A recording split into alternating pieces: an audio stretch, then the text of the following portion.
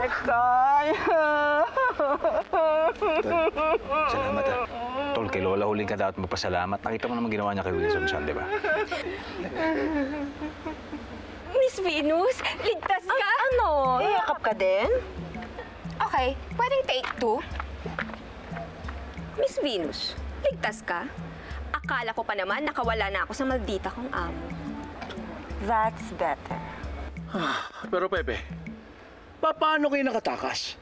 Naagaw ni Wilson yung mga ping-pong balls niya. Hindi pa niya ginamit sa inyo.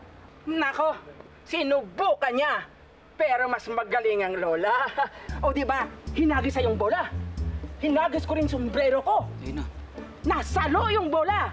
Tapos pinana ko para bumagsak sa kalaban. Nagtakbuhan tuloy sila. O di ba, magaling si Lola? Galing niyo po talaga, Lola. Oo. La, nagawa niyo lahat yun? Bakit?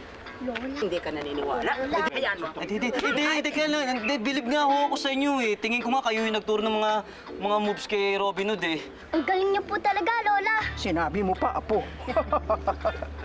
O di, yun na nga. Sinubukan nila. Hinagis yung bola. Pagkatapos, hinagis ko yung sombrero ko. Pagkatapos, nasalo yung bola. Tapos pinana ko para bumagsak sa kalaban. Parang nasabi niyo na yun, ha?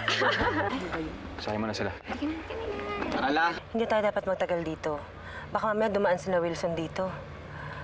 Eh, sandali. Saan pa tayo pupunta? Meron pa bang iba? Hindi na tayo pwede sa junk shop. Alam na nila yun. Hindi tayo pwede kumausap ng kahit sinong tao dahil delikado. Wala tayong pwede pagkatiwalaan. Meron. Sino?